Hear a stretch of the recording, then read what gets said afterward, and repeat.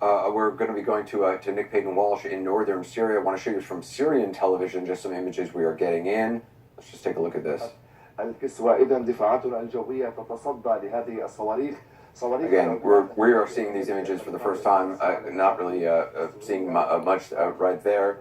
Nick Payton-Walsh, I understand you have new information on targets.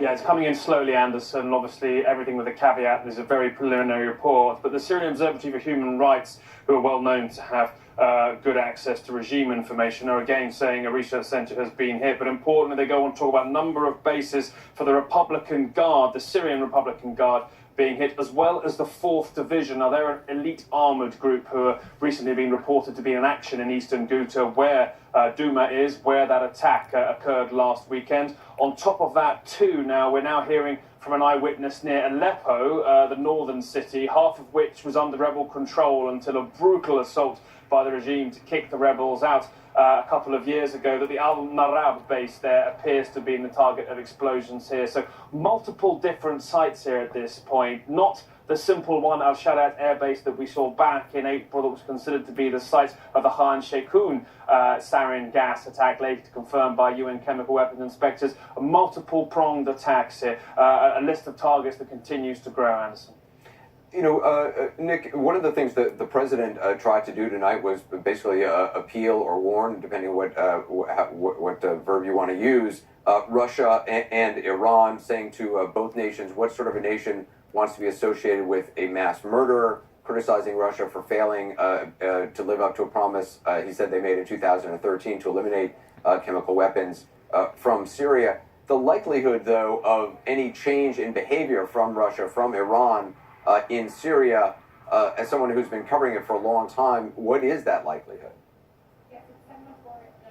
Very little indeed. Russia has a strategic interest here of showing that it's a big player again in the region. It wants the Mediterranean air base that it's built up at Hmeimim to remain a powerful force for it. Iran, too, is relishing the fact that it has, frankly, a clear transit route all the way from Tehran, some argue, straight through to Lebanon, where it can continue to pressure Israel to the south of Lebanon. These are the new realities of the Middle East here. Those are unlikely to change, but Donald Trump's statement was quite clearly designed to express the ferocity of the response against chemical weapons, but also provide a very finite limit to how far they wanted to go, to appeal to Moscow and Tehran to potentially distance themselves from the chemical weapons use of Damascus, alleged by the US, UK and France at this point. Remember, it was in 2013 when sarin gas was used at the outskirts of Damascus that Russia pressured Syria to give up its chemical weapons, well, some of them at least, and join the Chemical Weapons Convention that it had not been a party to. They may be appealing to that again, potentially, but we are also in a different world, frankly, since Russia's been denying the use of a nerve agent in Salisbury in the United Kingdom to kill a former Russian spy, and denying the use of chemical weapons entirely, saying its inspectors couldn't find them when they assessed the sites in Duma just this past week. But still, interesting to see Donald Trump there quite clear that this is about chemical weapons, not about changing the strategic balance in the region here, Anderson. Yeah, and nothing obviously about regime change, which early on was something the U.S. had openly talked about. Also joined by retired Air Force Lieutenant Colonel Rick Francona, who has extensive experience in the region, including some of the places being targeted. He joins us tonight, and actually before he joins us tonight, I want to tell you that Syrian State TV is reporting they have intercepted 13 missiles. They claim, and again, this is Syrian state media, so take it for what it's worth.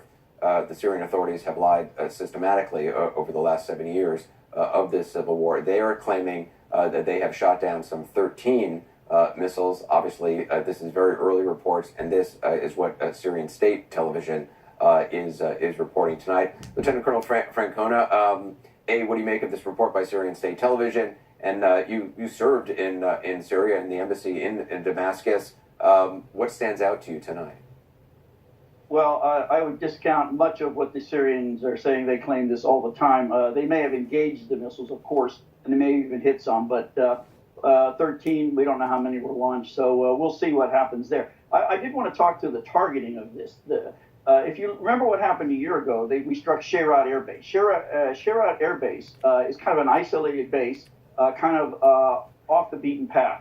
So the risk for civilian casualties was fairly low. What we're hitting right now, Mizi Air Base, Barzi, Jeremiah, these are research and development facilities right in the center of Damascus.